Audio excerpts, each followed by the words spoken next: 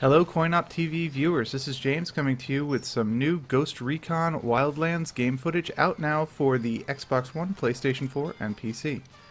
And since this is the first Ghost Recon game to come out since 2012's Future Soldier, not counting the free-to-play online shooter Phantoms in 2014 since that didn't have a single-player component, there's a lot riding on this game.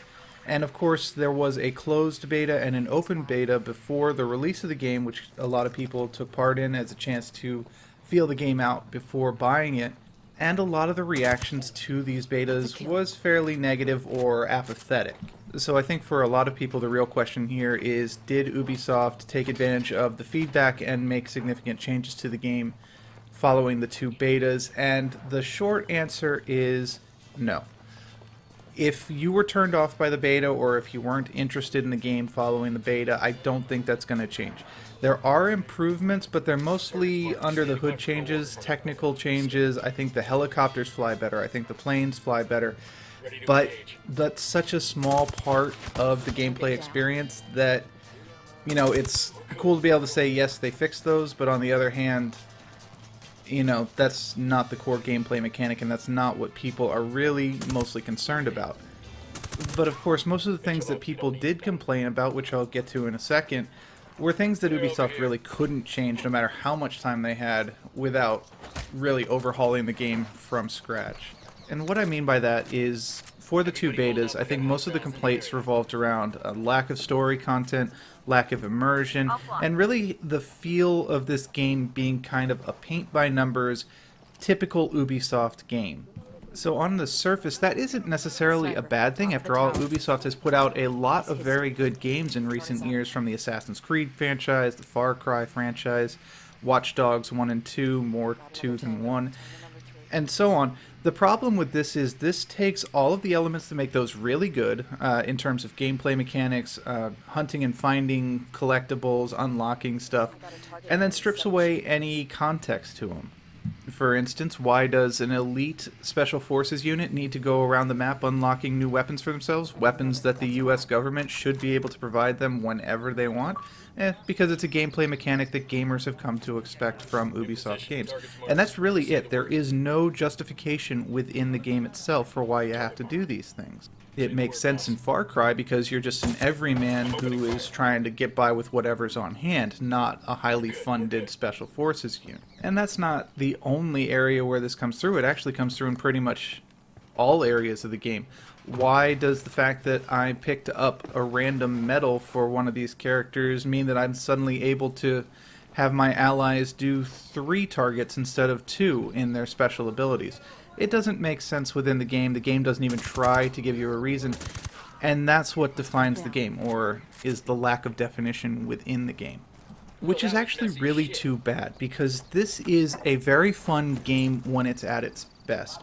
When you're planning out a tactical strike and then execute it perfectly, or not, if you have to think on your feet because your plan did not work and all of a sudden you've got a whole bunch of guys coming down on you and you have to adjust on the fly. That can be a lot of fun too, and the game is absolutely at its best when you have 4 players, 3 friends and yourself, teaming up, working out a plan, and then executing it perfectly. There are very few games that can pull that together in the way that this game can, and it is so satisfying when it works.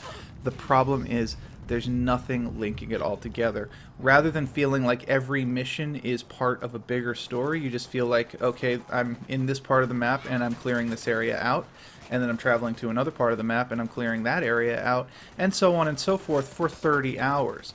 And even if you love the combat, without context, without changes to the gameplay, 30 hours is a...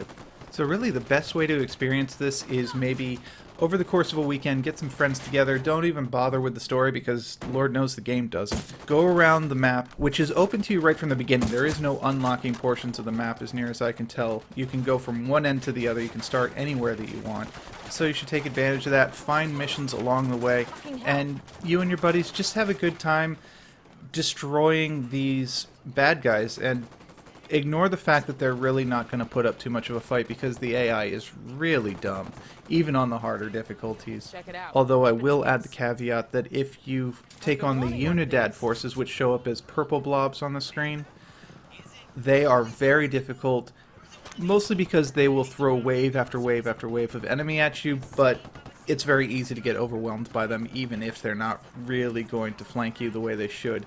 And unfortunately, the bad AI does translate to your teammates if you can't get a couple of friends together in order to play the game. Fortunately, you do have a little bit of control over them, and you can do, say, the sync shot, which was one of the features of Future Soldier. And it works really well in this game because they will find positions to attack from, and you can take out up to 4 enemies just super easy. And that remains satisfying throughout the entire gameplay experience, which is fortunate. Now, I do think it is worth pointing out that in terms of technical prowess, this game does really well. It's a good-looking game, it's got a lot of cool special effects, the explosions are great, vehicle physics are good when we're talking about like bullet damage and stuff like that. And there are very, very few glitches that you'll find throughout the game, which for open world games is pretty rare. Even games like Skyrim and Grand Theft Auto 5 are plagued with these little things, but we expect that in open world games, so we don't hold it against them, so long as they're small problems, which they normally are in these kind of things. And what's great about Ghost Recon Wildlands is it, for the most part, doesn't even have these little small ones. Yes, you will occasionally come across glitches. People will kind of spaz out in weird ways if you hit them with just the right weapon at just the right time, stuff like that. But for the most part, it holds together. So I do have to give Ubisoft and their developers kudos for that. So here's the bottom line. Ghost Recon Wildlands has a very good technical base on which the game is built. It has some very fun core gameplay mechanics, but it has nothing to tie them all together into a cohesive and satisfying game. So if you can get some friends together to play some online co-op, keeping in mind there's no local co-op, unfortunately, you can have a great bit of fun with this game over the course of, say, a weekend or whatever. But as a long-term investment, it's hard to recommend. Now, this could change when Ubisoft releases an expansion pack or two. Maybe that will add to the narrative and kind of merge everything together, maybe add a couple of new gameplay loops to it. But recommending a game based on what could be added to it is a very bad practice. So even though I was highly satisfied with the game when I was within a mission, planning out my tactics and then executing it, everything else makes it very hard to recommend. So I say, wait to see what happens with the expansion packs. Maybe rent it from a Redbox if that's an option to you, or Gamefly.com. But as it stands right now, it's very hard to recommend this as a $60 title. And with that, I'm going to go ahead and wrap things up. If you found this useful, please go ahead and hit the like button and subscribe if you're not already a subscriber. Thank you all once again for watching, and we'll see you next time on CoinOpTV.